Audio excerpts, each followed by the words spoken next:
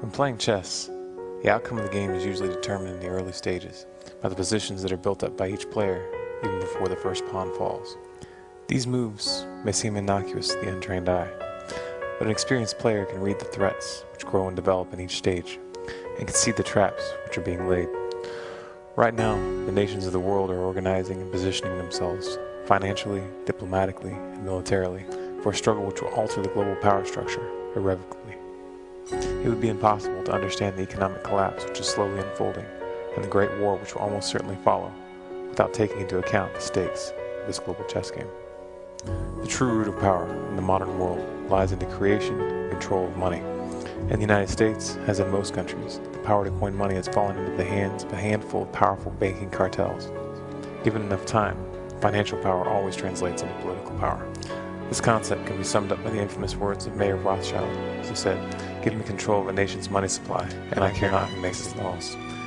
The current dollar-dominated monetary structure is nearing the end of its lifespan, and the powers that be have known this for some time now. When the dollar falls, a replacement world reserve currency will be presented. Already there is open talk of using IMF special drawing rights for this purpose.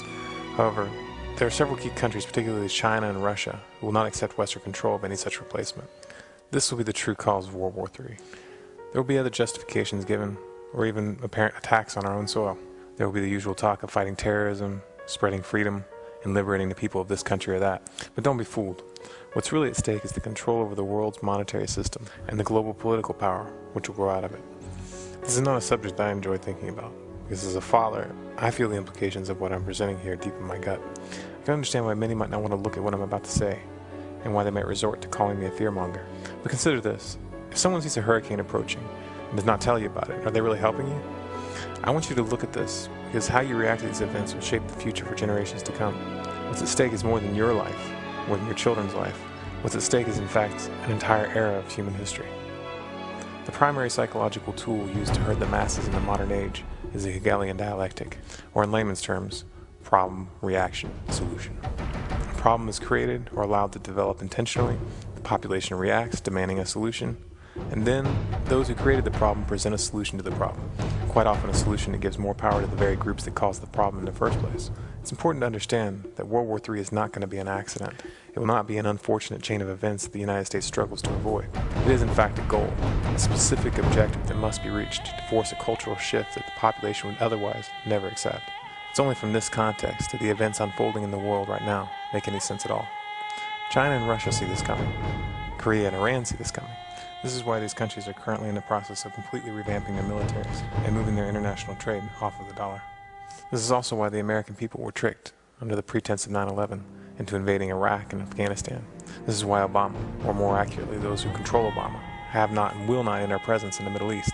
They'll delay, they'll move troops from one country to the next, but they will not withdraw.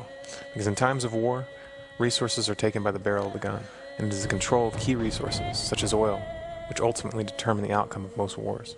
Whoever is able to maintain control of the primary oil fields of the world will have the most political leverage and the best capacity to wage conventional warfare.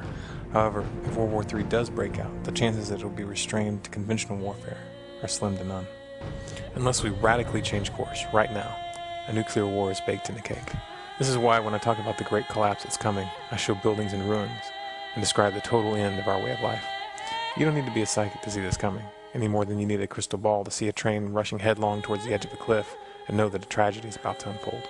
I don't hold out much hope that this great war can be stopped. Stopping it would require a total popular uprising, a revolution like we recently saw in Egypt. And in my opinion, the American people are far too distracted and far too sedated for that to happen.